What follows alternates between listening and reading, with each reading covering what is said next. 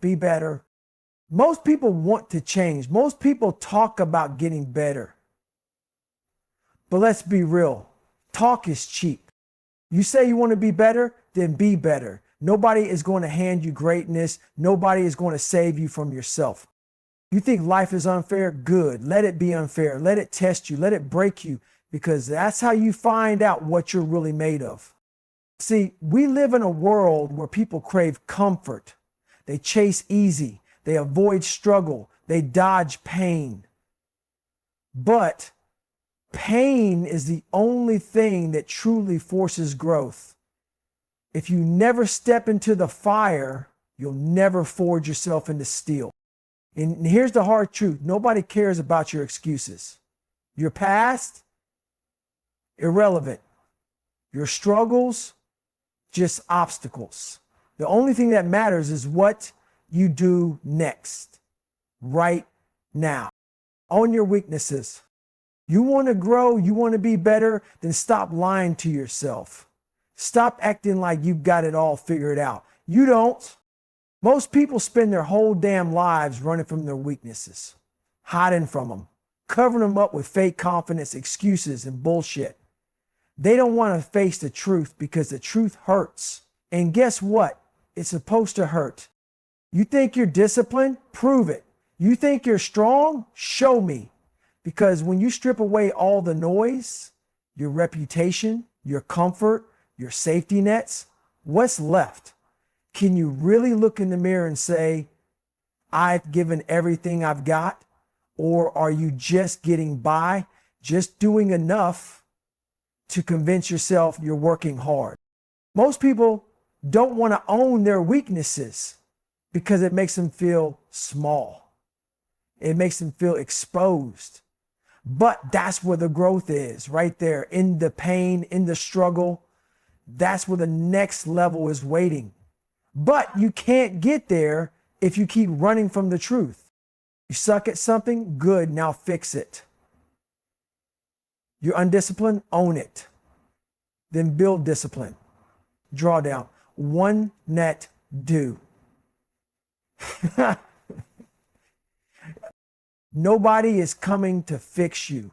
Nobody is coming to hold your hand. The world doesn't give a damn about your feelings. It only respects results. So if you want to be better, if you want to be great, you've got to strip yourself down to the bone and rebuild from the ground up. That means waking up and calling yourself out every damn day. That means looking at your weaknesses, not as something to be ashamed of, but as a map showing you where you need to work. You don't get better by ignoring your flaws. You get better by attacking them head on. And it's not just a one-time thing, it's daily. It's relentless. You have to keep finding the weak spots and hammering them into strength. That's how you grow. That's how you level up. Most people will never do this because it's hard, it's uncomfortable, but that's exactly why you have to. If you're serious about being better, if you're serious about dominating in this life, then stop running, turn around, and face the fight. Do the uncomfortable work. You say you want to be great, you say you want to level up, then let me ask you something. What are you doing when nobody's watching? What are you doing when it's cold? When you're tired, when your body and mind are screaming at you to stop, because that's where the truth lives, right there in the discomfort. Most people don't want to hear this, but comfort is your enemy. Comfort is what keeps you weak. It's what stops you from growing. It's the warm bed when you should be up grinding. It's the excuse when you should be pushing through. It's the easy road, the shortcut, the path of least resistance. And guess what? The easy road leads to nowhere. You weren't built to be comfortable. You weren't built to sit back and take it easy. You were built to struggle, to suffer, to push through pain and break through barriers. That's where greatness is earned. But most people, they avoid discomfort like a disease. They dodge the hard work. They want results without the grind. They want success without the suffering. And that's why they stay exactly where they are, stuck, average, soft. You want to be better? Then you have to seek out discomfort. You have to chase it down. You have to put yourself in situations that break you, humble you, and force you to rebuild, because that's where growth happens. That's where the mind shifts. You don't get stronger by lifting light weights. You don't get tougher by taking the easy way out. And you sure as hell don't get better by doing what's convenient. You get better by doing the hard shit, the painful shit, the stuff that makes you question if you even want this. That's where the test is. That's where the next level is waiting. When your legs are on fire and your body is telling you to quit, do one more rep. When your alarm goes off at 4 a.m. and everything in you wants to stay in bed, get the hell up. When your mind tells you it's too hard, too painful, too much, prove it wrong. That's how you build an unstoppable mindset. That's how you create a version of yourself that doesn't break under pressure. And the best part, once you start embracing discomfort, it stops feeling like suffering. It starts feeling like growth. It starts feeling like power. Build a mindset of discipline. It's putting in the extra reps when your muscles are screaming. It's studying, working, sweating when nobody's watching, when nobody's clapping, when nobody gives a damn. It's showing up day after day, even when you don't want to. Because here's the truth. You either control your mind or your mind controls you. Your mind is weak by default. It will always take the easy way out if you let it. It will always find an excuse, a shortcut, a way to avoid discomfort. Your job, shut that weak voice down. That voice that says, just this once, I'll sleep in. That voice that whispers, I'll start tomorrow. Suffer now, win later. Everybody wants to win. Everybody wants success, greatness, the rewards. But nobody wants to suffer for it. Nobody wants to pay the price. That's why most people stay average. That's why most people never break through, because when suffering knocks on their door, they back down. They look for an easier way. They convince themselves that they've done enough. But let me tell you something. There is no easy way. There's no shortcut, no hack, no magic trick. The only way to win is to suffer for it. You think champions just wake up on top? You think the best in the world got there by taking it easy?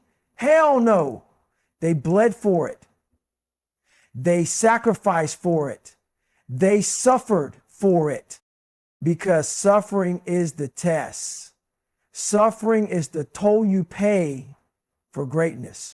And here's where most people get it twisted. Suffering isn't the enemy. Suffering is the path. Suffering is what builds you, what strengthens you, what forces you to evolve. When your lungs are burning, your legs are shaking, and everything in you wants to stop, that's where the real work begins. That's the moment where winners and losers are separated. The losers break, they quit, they find excuses. The winners, they keep going. They embrace the pain, the discomfort, the exhaustion, because they know that every drop of sweat, every ounce of suffering is an investment in their future self. See, you don't suffer for nothing. You suffer now so you can dominate later. You push yourself through the pain today so you can be stronger tomorrow. You sacrifice comfort now so you can live at a level others could only dream about. You take the hardship, the struggle, the grind, and you use it to forge a version of yourself that's unstoppable. Because at the end of the day, you have two choices. Suffer now and win later. Take it easy now and pay the price later. And make no mistake, you will pay, whether it's in regret, in weakness, in a life where you never reach your full potential. So ask yourself, are you willing to suffer for what you want? Are you willing to put in the work, to push through pain, to sacrifice comfort, not for instant results, but for long-term domination? Because the ones who are willing to suffer, they're the ones who win, period. No one is coming to save you. Read that again. No one is coming. Not your parents, not your friends, not some miracle, not luck. Nobody. Set the standard, then shatter it.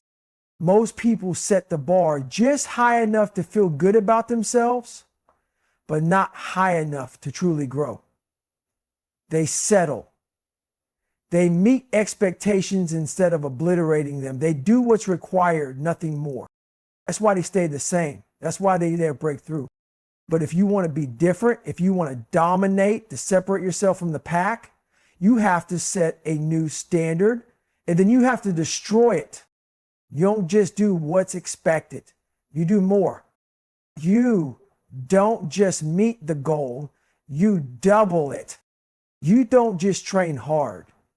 You train harder than anyone thought possible.